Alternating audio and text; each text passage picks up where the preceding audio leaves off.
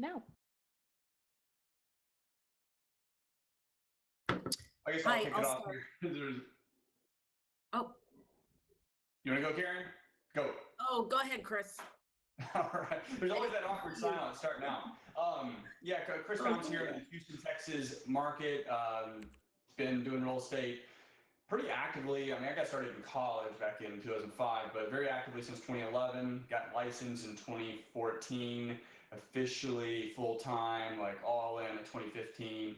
Real estate investing is 98% of my business. Over the past couple of years, I have gotten a lot more into retail and learning what everyone else on this stage does, and really appreciating that, integrating that stuff into our business to further help the homeowners that we're working with. So that's me.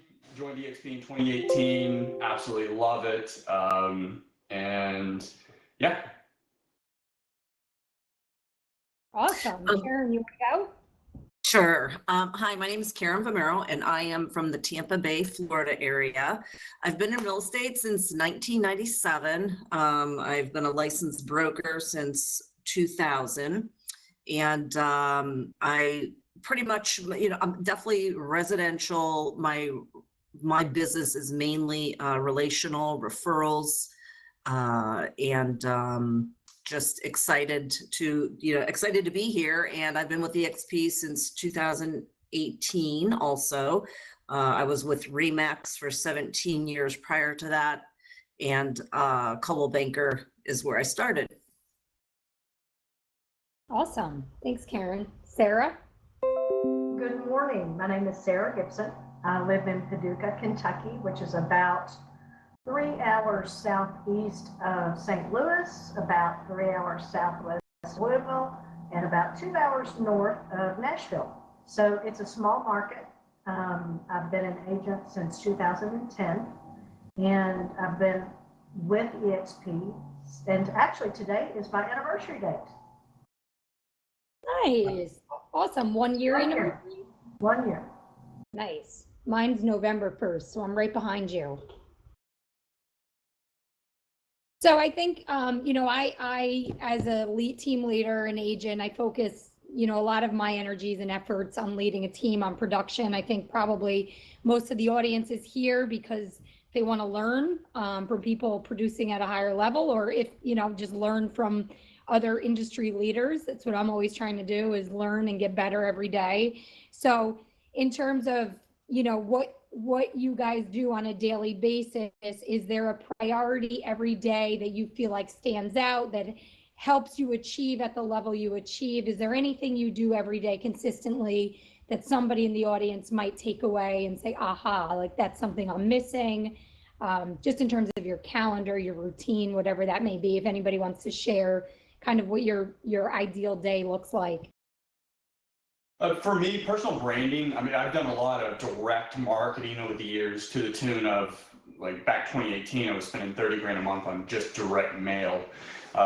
We don't do that as much now, and I've neglected over the course of my career the branding aspect and how important that is in our business. So over the last 18 months, especially the last 12 months, we've had a huge push in that. Both social media, whether it's paid, which even just from the branding aspect, not necessarily active conversion type of direct marketing, but a lot of branding through video content, images, just sharing our story, Facebook Lives, panels, like anything we can do to get our name out there of what we're doing in our business, which again is more real estate investing focused. And that alone just always attracts interest. And then folks, whether they're for our business, where we're looking for investors to come in and help us finance deals, or that agent that says, hey, got this a family member that really needs to sell their house, they don't want to put it on the market, they just want to keep it like clean and sell it cash, they give us a call. So that's been really huge for us, and most of it is free. It just takes the time, of course, and the systems to do it. You can do it systematically and not eat up your whole day. Awesome. Love it. I'm a big social media fan myself, and I always say the reach is much wider than anything else you can do. and it is often free. So I love it. Sarah or Karen, is there anything you do on like a day-to-day basis you think is maybe the secret sauce that you have to being at the level you're at right now? For me personally, I would say, and again, you have to evolve with the industry. 20 years ago, there was no social media, So today, what I'm doing is I'm finding it, like Chris said, my branding, my name is my brand. And every day I'm posting content on my social media sites. And I'm trying to get better at that, because that is a way to stay in front of your client base. And the other thing is making sure that I keep in contact with my customer base also by making phone calls. I try and do about 5 to 10 calls a day to past customers, my sphere, things like that. And also your affiliates. Don't forget your affiliates, lenders, home warranty people, your vendors. Try and keep in contact with them, because I've found that they're a very good source of referral business as well. Totally. Sarah, you want to go? Sure. I've been at this 11 years, and so it's kind of become this well-oiled machine. And I wish that I could sit here and say, I prospect from 8 a.m. to 10 a.m. I do this from blah, blah, blah. My business, I do about 80 to 90 transactions a year. I have a full-time assistant who also serves as my transaction coordinator.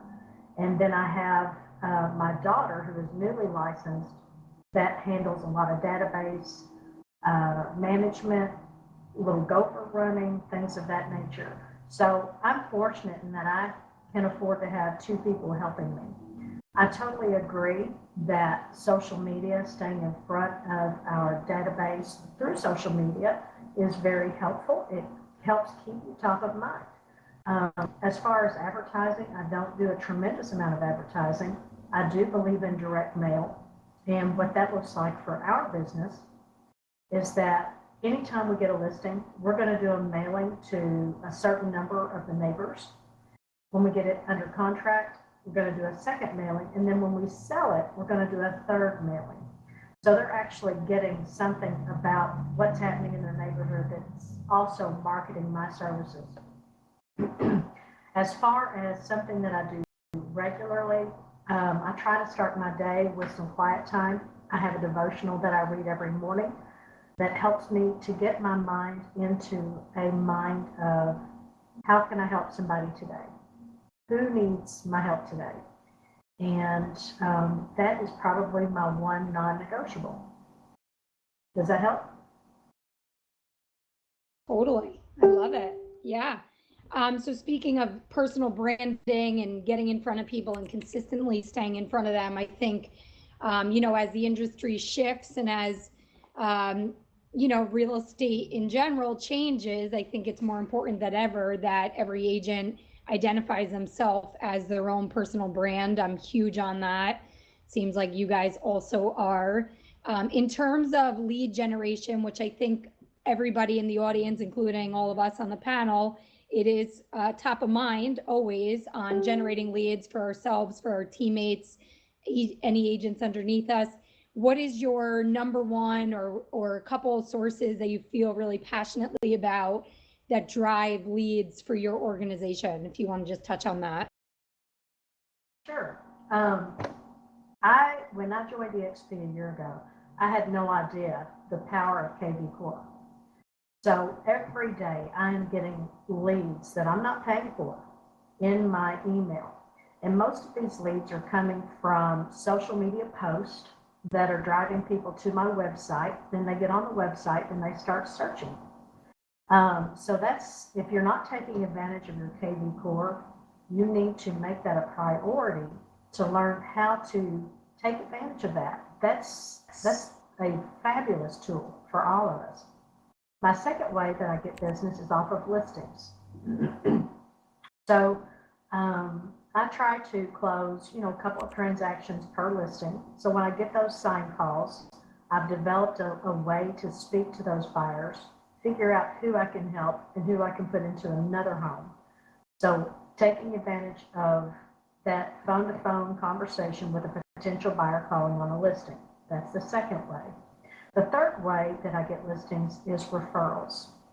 As I said, being in the business for some time now, I've developed a lot of happy clients. I've been very intentional about getting my review count really, really high on Zillow. Now we're moving our attention over to Google.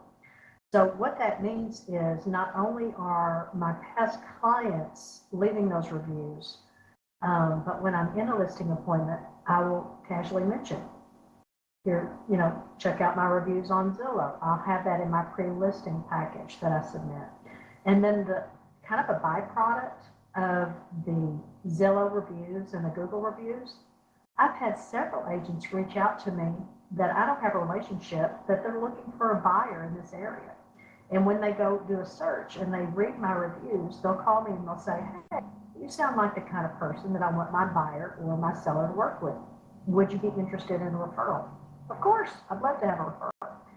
So I think that just to sum up, in summary, learning how to talk to people when they're calling about your listings so you can turn them into a buyer for another property if that's not the one.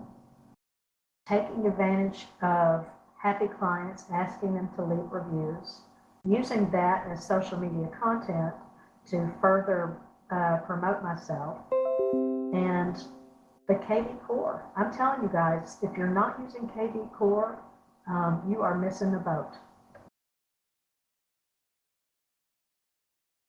Awesome. Thanks so much. Chris, you want to touch on, your lead gen, what maybe a couple sources? Yeah, and I'll actually throw out some nuggets as as y'all talking, and I have a lot of experience with the social media. All these ideas come that I'm not going to use, so I'm happy to share them. But just posting content that, one, you're passionate about, because if you're passionate about it, it translates across the post. And then naturally, it's probably something that your target audience is going to be interested in. Here's something that I stumbled across. I'm not necessarily looking for buyer leads, but a new subdivision was opening up across the street from my subdivision. So just went by, just touring. I love touring model homes, seeing the new designs, and I decided to record it. So I recorded it. I brought my fancy camera and everything, but I brought the wrong tripod. So I had to use my iPhone. So I recorded with my iPhone this very plain Jane video of me walking through this model home, talking about it. Very simple, nothing fancy. Put it on YouTube and it went crazy. Like, I put a ton of effort into my real estate investing content, teaching folks how to invest and do all this other stuff. But that video just resonated with the folks that were either on my channel and the new folks that found my channel. So looking today at my content, I want to say about half of the top 10 videos over the last 30 days are videos of just walkthroughs through model homes. So once I saw that, I actually started doing it more often, and it has generated leads, which I just refer out because I'm not looking for buyers. But I think that's a huge thing, that if you are looking for buyers, just post video content. I've told agents, like, if you're going to a showing, like, maybe show up like 5 minutes early and do a video content of just giving your opinion of the house, like your honest, full opinion, like, hey, I love this kitchen, or hey, this design's a little interesting, this and that, or whatever you think. Or if your buyer's okay with it, do a video with them, like asking them in advance, hey, would you mind if we like just record you walking through and get your opinion of the process, how it's been for you, what you think of the house, what you would love about it, what you don't like about it, those kind of things. And you can post that as content, because all that is valuable to the end consumer. Another idea that I don't personally use, but I think would be powerful, I think it was Sarah that mentioned, when you get a listing and you direct market, kind of like, I guess, circle marketing or farming a neighborhood, one of the things that just popped in my head is, as opposed to just a flyer that maybe offers like a listing report, maybe record a video, put it on your website, on your KV course site, make a landing page, or put it on YouTube and go over the comps like live in the video and saying, hey, this, we really think like this neighborhood's really selling at this days on market and this price per square foot. Homes we're seeing that have these type of upgrades or going at a little bit more premium. So that way you're actually giving them a little bit more juice and they get the emotional connection with you because of voice and video outside of just text. So those are the things that we do just on the investing side in slightly different ways, but I think are very powerful for the agents looking for listings and buyers. Totally. Somebody asked in the chat, is your feed, I guess maybe, are you going live? Are you your videos, are you posting on YouTube or Facebook or maybe both? I've done both. Do what you're comfortable with. Obviously, if you're okay with imperfection, which everybody should be because we're all imperfect, and no, you don't have to look like the polished HGTV stars because that is not real. And people resonate with imperfection. So if you're okay with that, live is great. And certain social media, depending on what you are, like they'll push live content more than they will push just a post. But at the end of the day, it doesn't necessarily matter. One good thing though, like so Facebook, it's not really like, it's kind of a one and done kind of thing. Even in the rare circumstance something were to go viral, that's time limited. YouTube is forever because YouTube is owned by Google and it's searchable. So no matter what you do, if you put it on Facebook, put it on YouTube too. And if you can transcribe it or have a VA, virtual assistant, transcribe it, or there's some services that'll transcribe it because the transcription alone is searchable. So therefore, and I haven't tested this because I'm not looking for buyers, but if you were to search for model homes in Richmond, Texas, then one of my videos may come up. Or model homes in the verandas, the subdivision that I kind of like found that little fishing hole with video content. So I'd say really do both because one piece of content can be posted on multiple platforms. Just understanding that if you're posting on TikTok, that's one audience, LinkedIn, totally different type of audience. But you could purpose the same content for multiple platforms, just keeping that part in mind. Yeah, I love the part about being imperfect, which we all are. None of us are perfect. And I think everybody spends so much time overthinking what they're going to say, how they're going to look. They don't want, to be a certain way and we just don't produce anything because we're spending so much time overthinking it rather than just getting it out. So I always say done is better than perfect. So just shoot it, get it out there. It'll live there forever.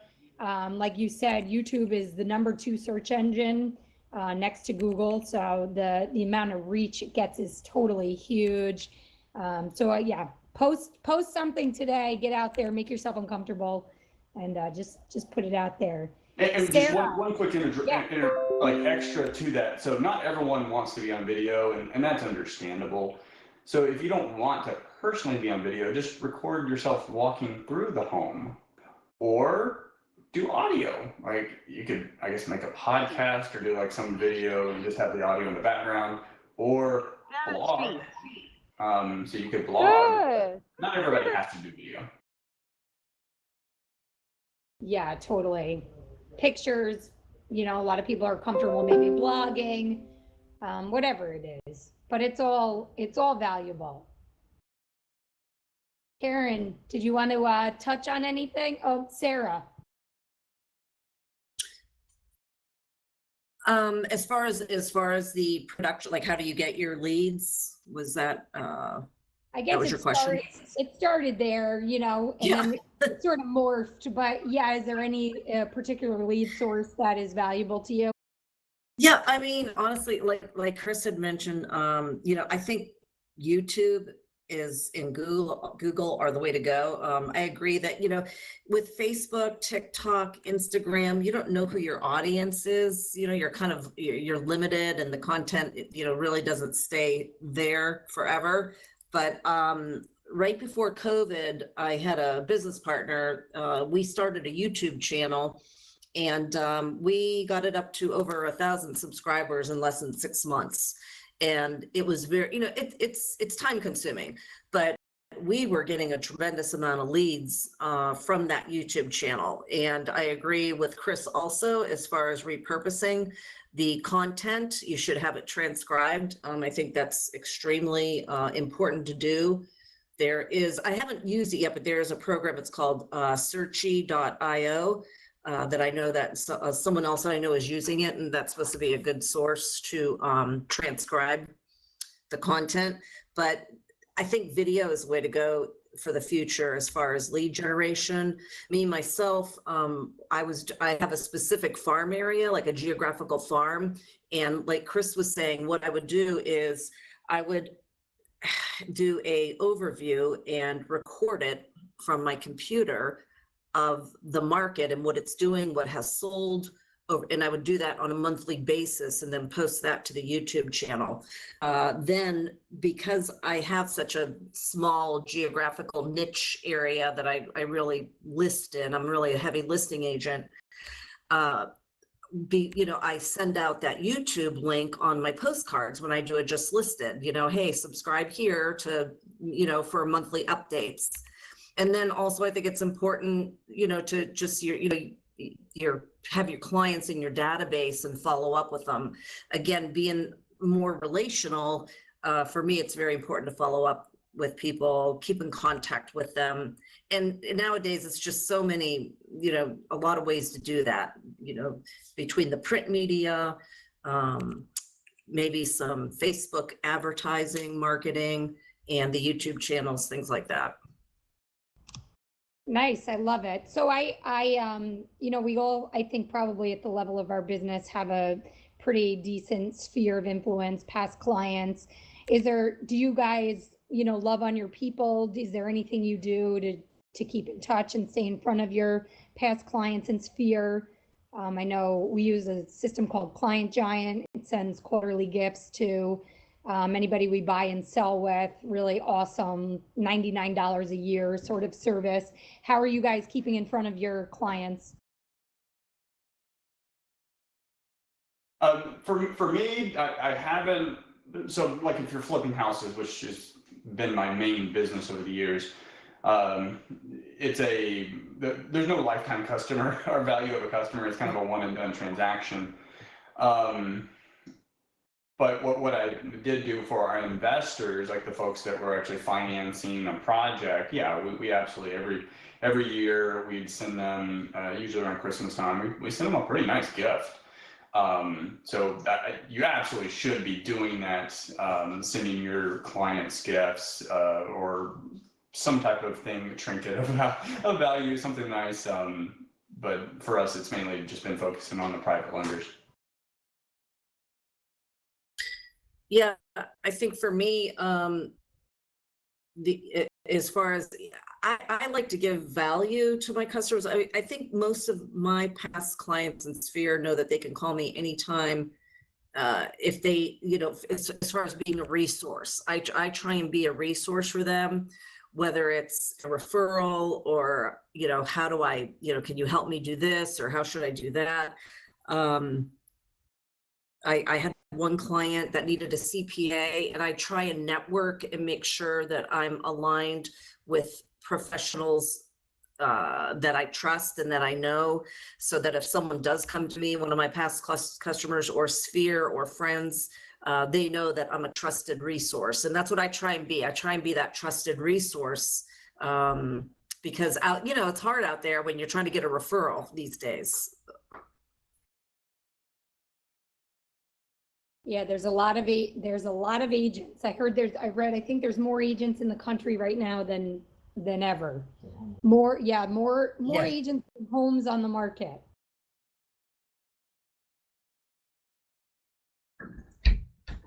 Sarah, did you want to touch on that? Oh, sorry about that. I wasn't sure. I didn't know you were talking to me. I apologize. Go ahead. Oh, no. Yeah, I agree. There are a lot of agents out there, but my philosophy has always been come from a mindset of growth and abundance. There's enough real estate out there for everybody to sell that wants to work and make a living. So when you are working with clients, if you will come from a heart of service and the transaction's always about them, making sure that you're anticipating what they need, their questions, reminding them of the service that you're giving, reminding them that you're committed to providing 5-star service to them, which is one of my personal bylines. But when you remind them, and then at the end of the transaction, when it's closed and you ask for that 5-star review, you're going to get it. So my motto is, I always tell my clients that I intend to do such a great job for them that they cannot help but refer me to their family and friends. So they're not surprised when I send them a pop by or reach out to them and say, hey, I'm looking for a 3-bedroom, 2-bath in your neighborhood. Who do you know that might be selling? They know I have taught them to refer me.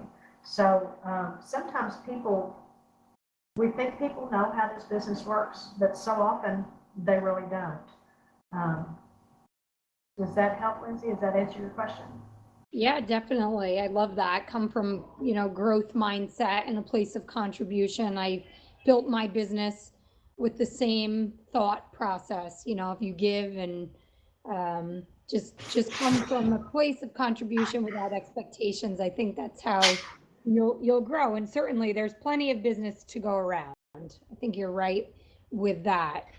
So I speaking have of, one extra, if you don't mind, one thing that came to mind that I do, I just didn't think of it before, I just do it in a different way, and it's totally applicable here. And it also circles back to the video. So staying on top of on top of your clients and, top of mind, everyone gets like on their birthday, pretty much every business that they have ever done business with, they're going to get an email, they're going to get a card. It's the same stuff. I'm not saying you shouldn't do that, but what if you did this instead? So there's an agent, a very good agent with a huge influence that I've just been trying to get to know and also recruit, hopefully one day. But on our birthday, I sent her a video. I didn't send her a card or anything. I actually sent her a video. It was a video text, and I just said, hey, just want to wish you a happy birthday. I know your husband, your family, they're going to be totally spoiled in you. Hope you have a great day. And it was something very simple. It was like 15 seconds. And she would just reply back, oh my goodness, that's so sweet. But you can do that for free. And I don't know, you send like 5 of those a week. Very simple, but also impactful and different.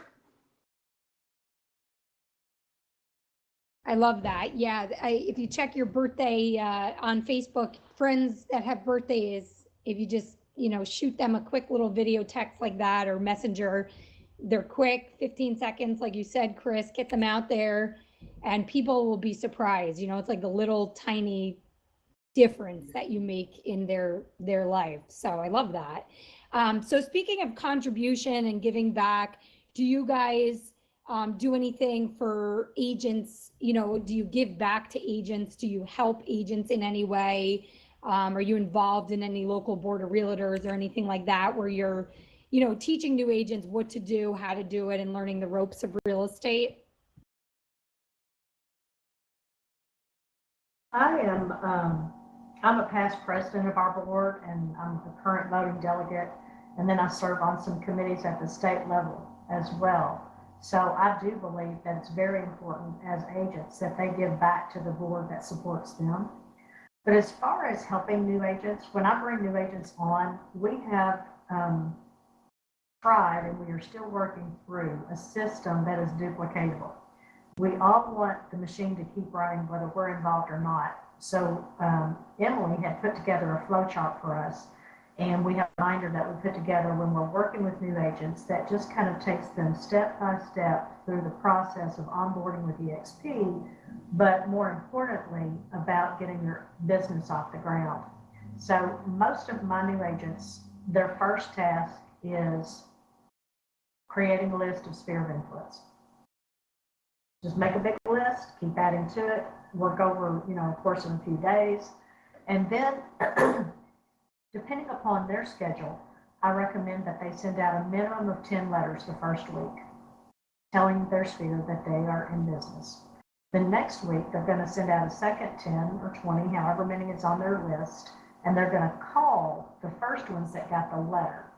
The third week, they're going to call the previous ones that got the letter, but they may text or get on social media with the original 10, and so on and so on and so on, starting to build this machine of telling their sphere they are actively involved in selling real estate, inviting them to like the business page, having a face-to-face conversation if necessary, calling them, asking them for referrals, letting them know about their career. And one nugget that I feel like is very, very important for agents, brand new agents, is that number one, people know you, like you, trust you. We've all heard that. How do we teach them to trust new agents? In this market, it's crazy. You can go anywhere to the grocery store, you can go somewhere with your name tag on, and somebody's going to ask you, how's the real estate market? Well, instead of saying, oh, it's crazy, there's not enough houses, well, hey, guess what? Everybody knows that. Tell them a fact. Tell them something that the general public doesn't know. Just say, well, you know what? Right now, there are currently 5 houses available in XYZ neighborhood.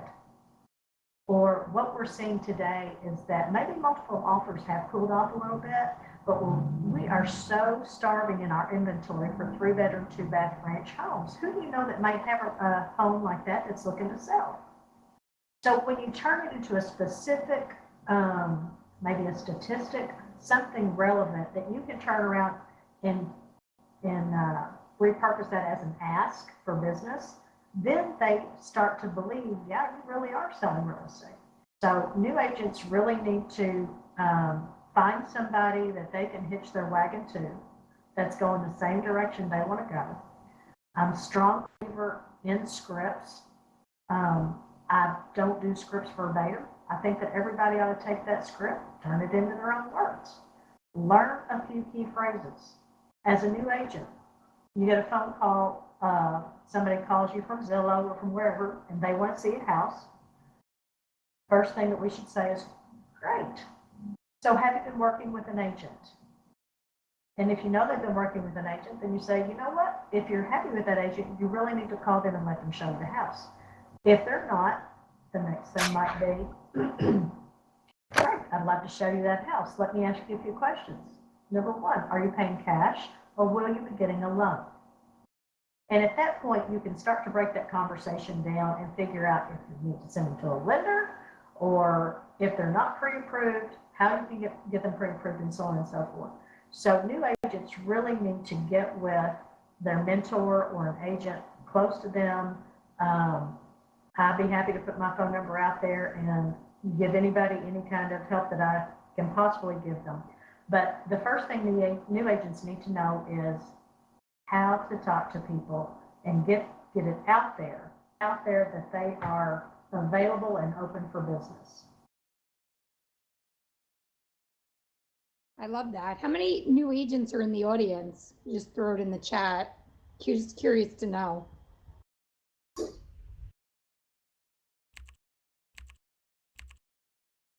Yeah, probably a bunch. Ooh. A lot. Love it. Awesome. Awesome. You're in the right place. I love the people that put themselves in the rooms to learn. You are doing what you need to do to become successful in the real estate business. So congratulations. Are there any questions that Anybody new agents have that we could answer? Love to. I want to answer. You guys are here taking your time. I don't want it to be just about us sitting up here talking. Whatever questions you have, please just put them out there in the chat. We're here for you guys. Yeah, if anybody thinks of anything, we're here. So certainly.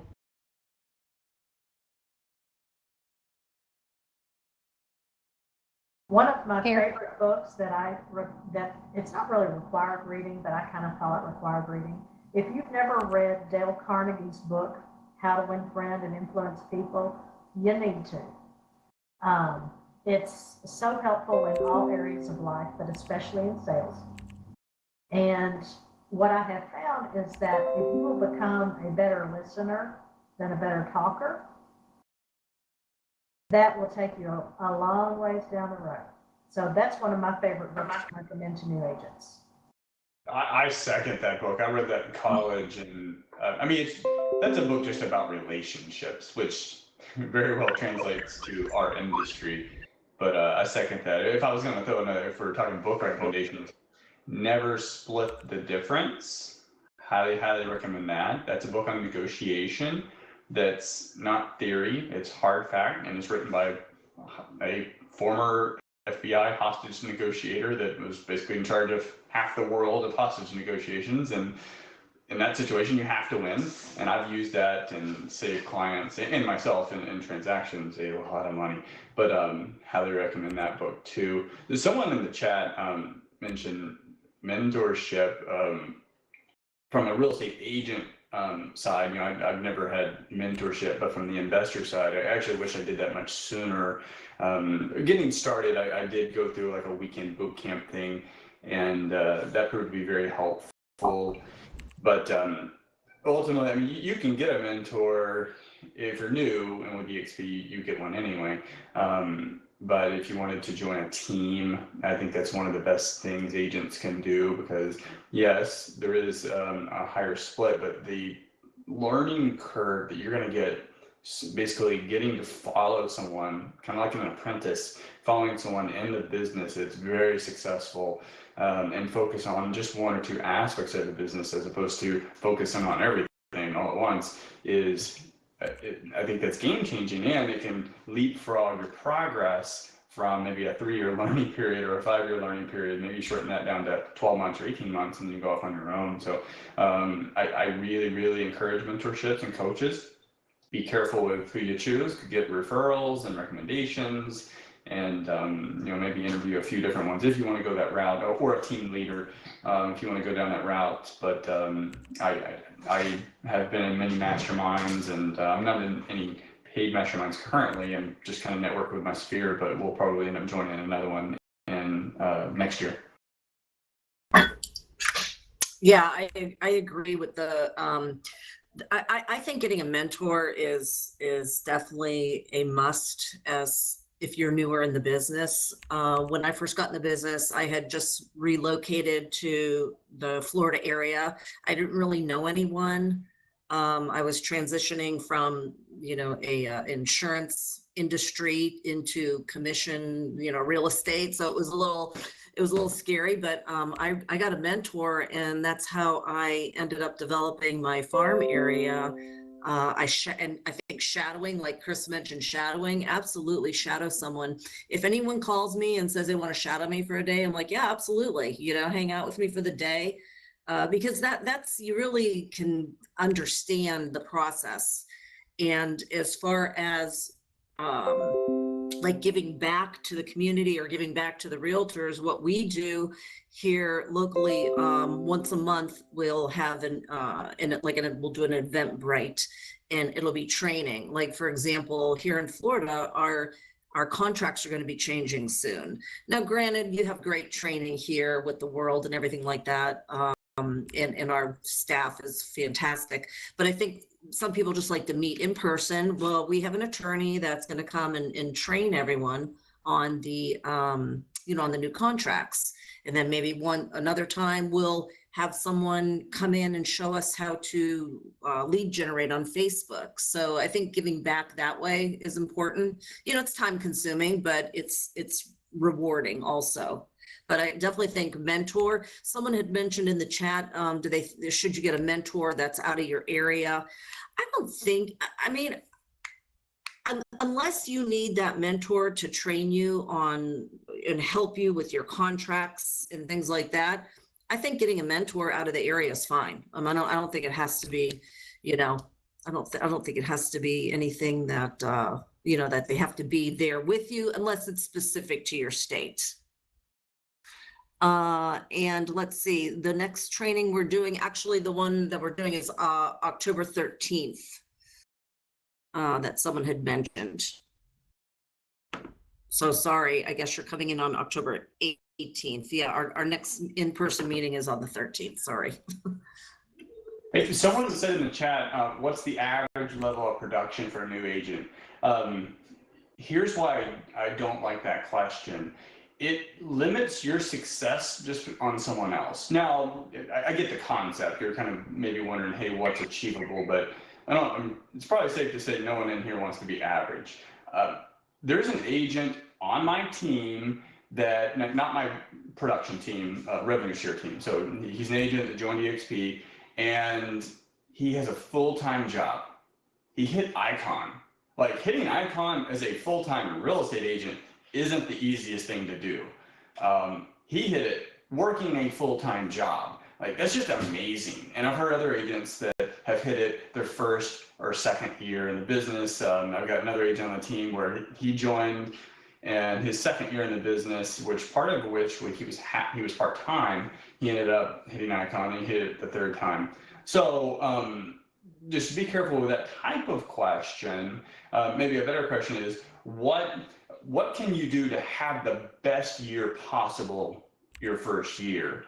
And I love Sarah's advice in talking about how she walks agents through, their first few weeks and how they just need to start filling that pipeline in a systematic way that she goes about that. And I think that's incredible.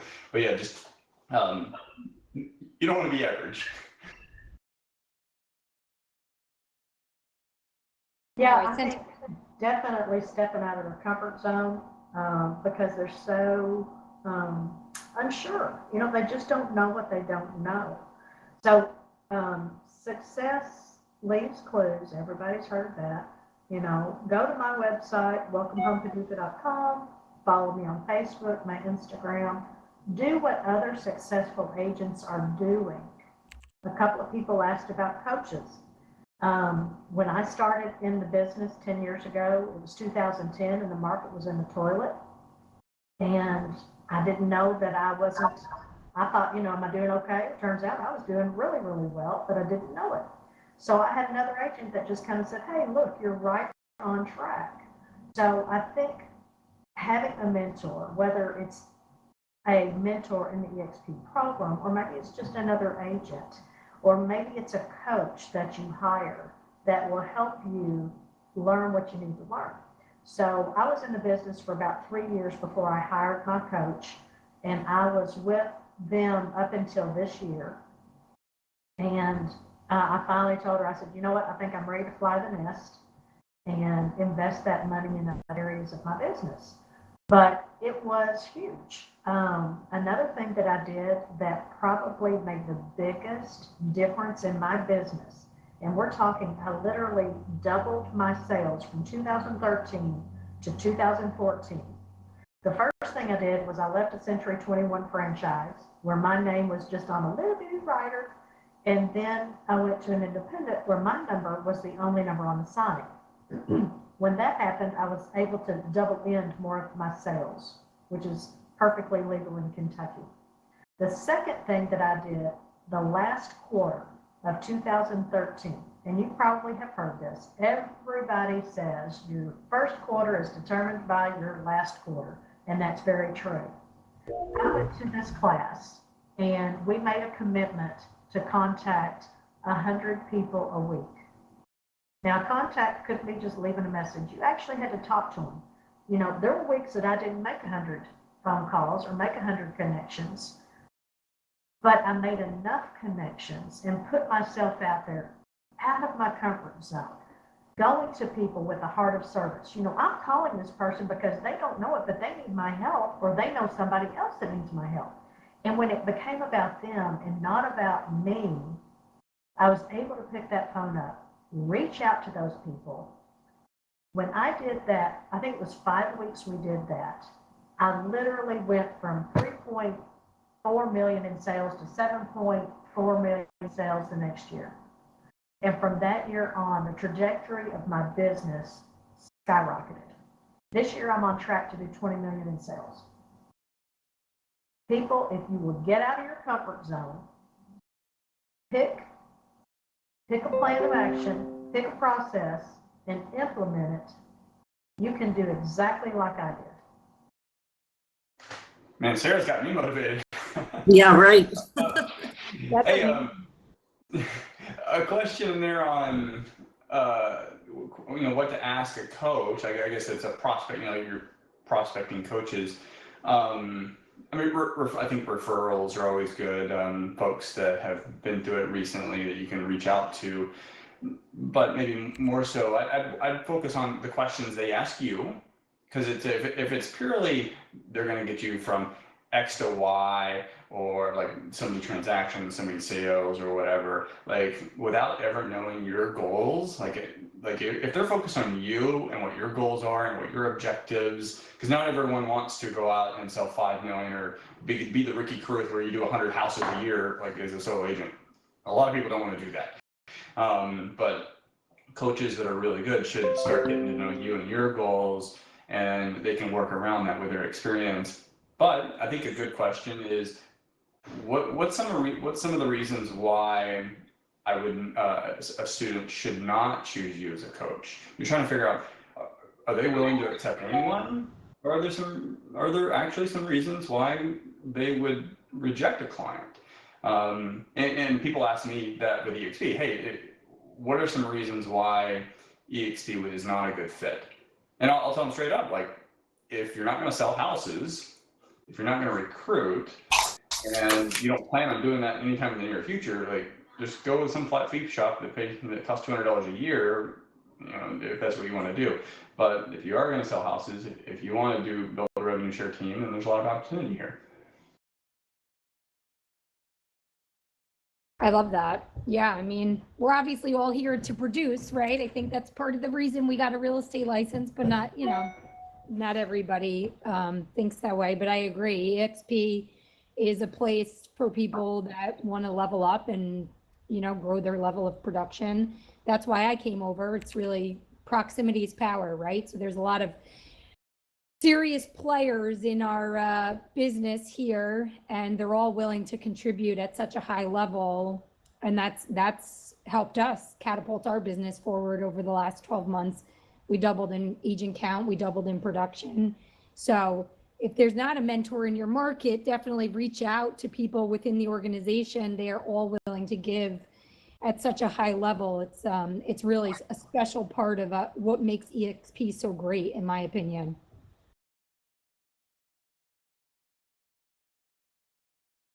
Anybody else in the audience, any questions we can help answer? I want to make sure we're giving you value, and if anybody has anything they're struggling with or anything that the panel can help you try and figure out, let us know. Just throw it in the chat. I think we're here until 12:30. Is that correct? 12:30. Yeah, that's our time. Anything you guys have on the radar for 2022? Any goals you want to put out there and declare?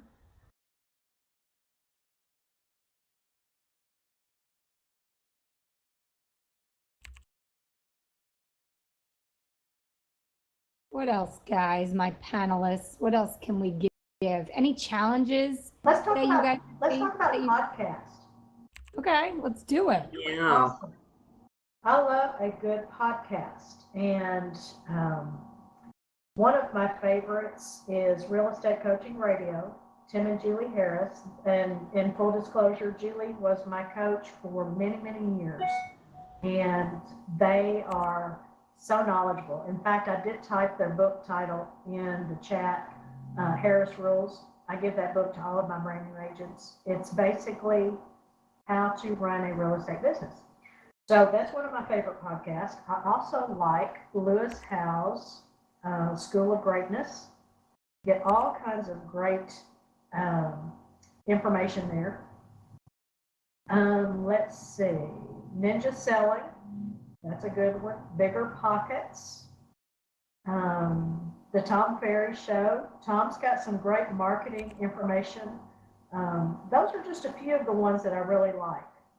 What about the rest of the panelists?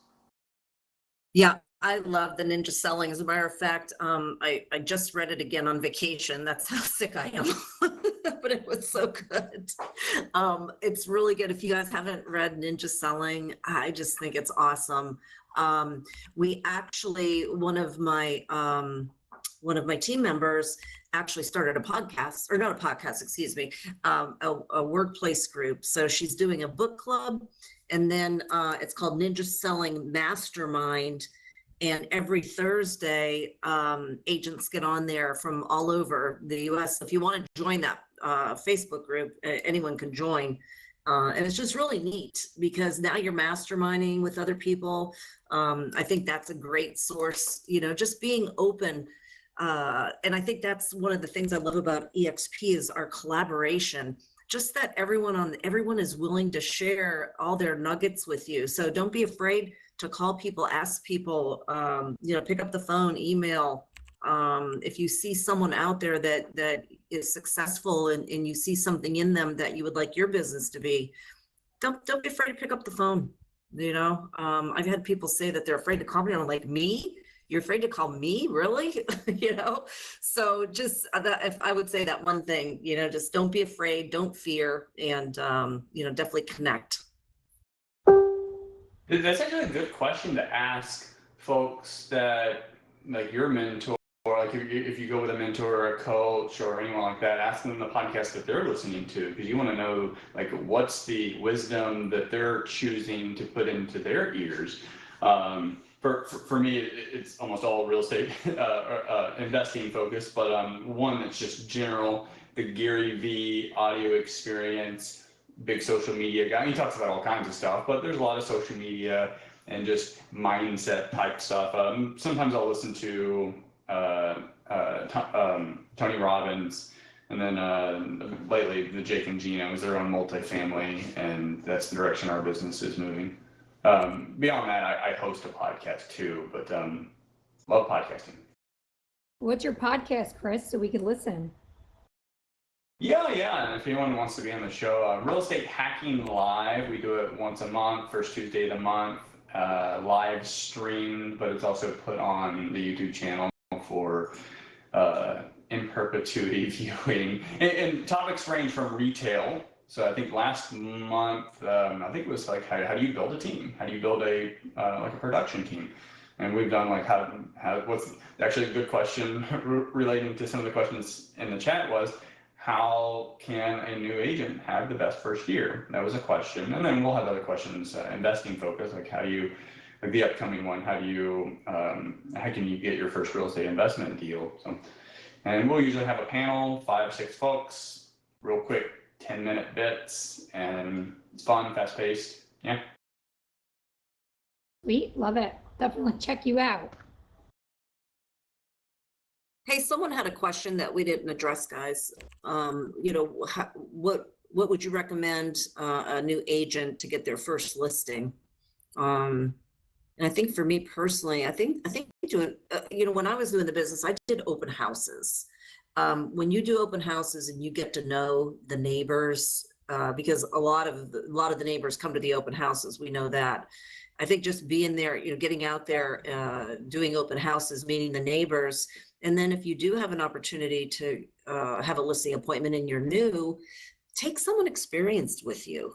I would hope that an agent out there would go with you and not want to charge you a referral fee, but maybe you say, hey, can you share this listing with me? I think that is a good way to do it. Just bring someone with you for support and to help you, close that deal.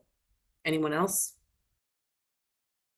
Yeah, I love open houses. I built a business on hosting open houses. I used to do multiple open houses a week, just because, right? If people that come that aren't interested in that house, you develop a relationship with them for buyers, but also, like you said, with listings, I think that's the best way to meet neighbors in that, in that area. So I think that's a great way, to get your first listing. And then again, I can't remember who said it, but just making sure that everybody in your sphere knows that you're doing real estate, getting that out, putting it up, sending an email or touching base by phone we make our new agents put together, or we try and make them put together a list of 200 people that they know and reach out to them directly, let them know this is what I'm doing, because we think everybody knows, but everybody is busy and they don't know unless you tell them. So just make sure all the people in your ecosystem know who you are and that you're doing real estate. And on the open house, like we were talking before about doing a video market report of a neighborhood, just to help encourage people to sign in using the KV Core app. There is a KV Core open house app with a sign in that will tag it in your system on that house. But you can tell the folks when they're coming in, hey, get signed in. I'll actually send over a full market report of this neighborhood so you can see what's going on, and that'll of course help them sign in, but it also shows that you have extra experience and market expertise. Will help them get to know you better. As far as my first deal, I did bring someone. I took a little weekend boot camp, and this is again in real estate investing, and the coach said, hey, if you get a deal or if you get a lead and you want my help, I'll go in, we'll close it together, and we'll split the proceeds. I was more than happy to take a fraction of the proceeds for a deal when otherwise, due to inexperience, I may mess it up and get 100% of nothing.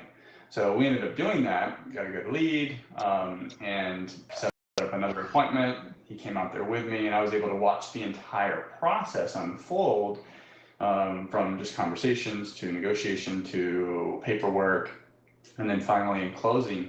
And that was the one and only deal I had to do like that.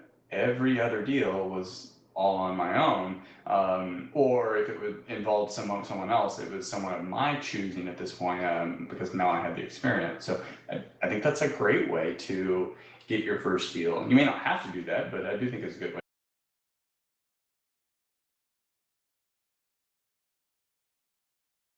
Open houses are really great. When I was at the Build conference in Dallas in August, one of the agents that actually lived in the area, she said, I've got this new listing that's going to hit, and I'm going to do this open house for the neighbors. And I said, oh, well, tell me about your process. What do you do? So it was in a subdivision, and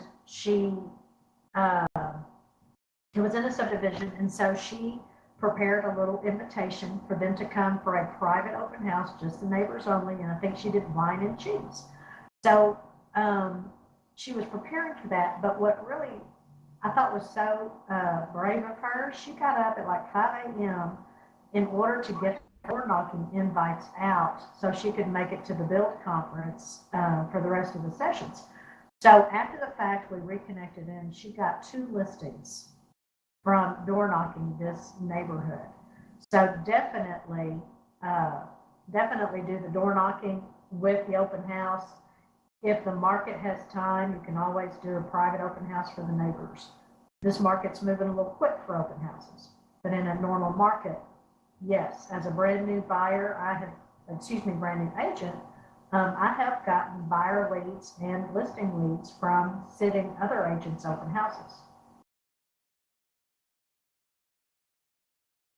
Same, they don't have to be yours. I mean, ask if you're not on a team, find people maybe within the EXP organization and ask if you can sit an open house with one of their listings if you don't have any of your own. I mean, I would let anybody do that anytime. So there's a question in the chat about asking for referrals. So asking for referrals, the first thing you've got to do is understand the value that you bring to your client or potential client. So if you need to listen to some really killer upbeat music, whatever your jam is, listen to some jam. Get in that state of mind that your energy is a high level. Say some affirmations. I am a successful real estate agent. I know my local market. I bring value to my clients. Go through that process. Pick up the phone. Call those people. Come from a mindset of and a heart of helping them. So when you call them, you go through the forward script: family, occupation, recreation, dreams. You give them a call. Hey, this is Sarah. I sent you a letter last week. Did you know that did you get my letter? Oh, great, you got my letter. So as you know, I'm in real estate, and I'm looking to get my business built up, and I just appreciate you remembering me when you hear about people talking about real estate. And they're going to say, oh, yeah, I think you'll do great. You've got the personality, blah, blah, blah. Well, hey, if you come across anybody, here's my card. Please refer them to me. Can I count on you to help me out? Yes, they'll help you out. If you find yourself getting stuck for words, you can always say, hey, how's the family doing? Listen, ask questions. How's work going? That's the occupation part. And now they're going to reciprocate. They're going to say, how's your family? How's your work going? You know what? I don't know if you saw it on Facebook, but I'm now selling real estate. In fact, I've got a brand new Facebook page. I'd like to invite you to like it. Would you mind helping me out and sharing it out on social media that I'm now a real estate agent? That's your first ask. They're going to say, sure, yeah. And then you might say, do you have any questions about real estate? Just consider me your inside source. If there's a house that closes down the street or comes on the market and you're curious about it, give me a call and I'll get you the intel on it. I'm your personal real estate connection. By the way, who do you know that I should be asking to help sell them real estate or help them buy a home? And it's not ever do you know, it's always who do you know? So the first thing to get ready to ask for a referral is getting your psyche built up, getting that energy in a high state, your jams, your affirmations, all of that stuff. Now, I'm looking at another question in the chat. It says, how to learn about local market as a new agent, resources to study, people to speak with. Perfect. In your MLS, you're going to have something called a hot sheet. Now, depending upon the size of the market, when you look at the hot sheet every day, what you're looking at is number one, the days on market. When a house closes and it's sold, how many days on market was it on the market for? So when somebody says, how's the market? You'll say, well, you know what? From what I'm seeing, houses in XYZ neighborhood are selling in about 36 days, start to finish. That's a statistic you can quote. What are the price ranges that seem to be lingering on the market? Again, you can look at that hot sheet and see how long they've been on the market. Have they been on the market 100 days? How many of these, is that a trend in that neighborhood or is that a trend in that price range? Maybe that luxury price range is just not moving as quickly. So getting to know your multiple listing system, there's many reports you can pull from there. Looking at the hot sheet daily. So when somebody says, what did you know about the house down the street that came on the market? Because you're looking at your hot sheet, you know about the house, you've looked at the pictures, and you'll say, yeah, that house looked pretty good. It's got an updated kitchen, both the bathrooms needed some work, and it looked like it was on a busy street. But, you know, it's sold in XYZ days. So does that answer your question about how to get little tidbits to say to people? And yes, the hot list, it could be a hot sheet, but what you're looking at are the brand new listings, the listings that came under contract, and then the listings that sold.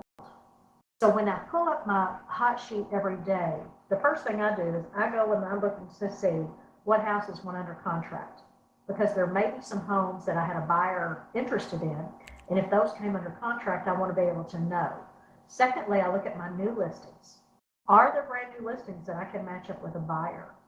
And then the last one, the solds, that's where I start getting my database in my head of how many days on market I can associate with that particular price or neighborhood staying on the market. Amazing. Thank you so much. I don't know if we're going to get booted out of here, so I just wanted to keep us on task. It's 12:33, so I think unless anybody has any final closing thoughts, we'll wrap it up. It was a pleasure being your moderator. It was so nice meeting you guys and learning about your businesses. And thanks so much for your time. Any final closing thoughts you want to share with our audience? You did awesome. I always learn from these things too. So thank you, everyone. If you want to connect with me, I'm all over social media and workplace. So appreciate it. It's been fun. Yeah. Thanks so much. Have a great weekend, Thanks, everybody. everyone.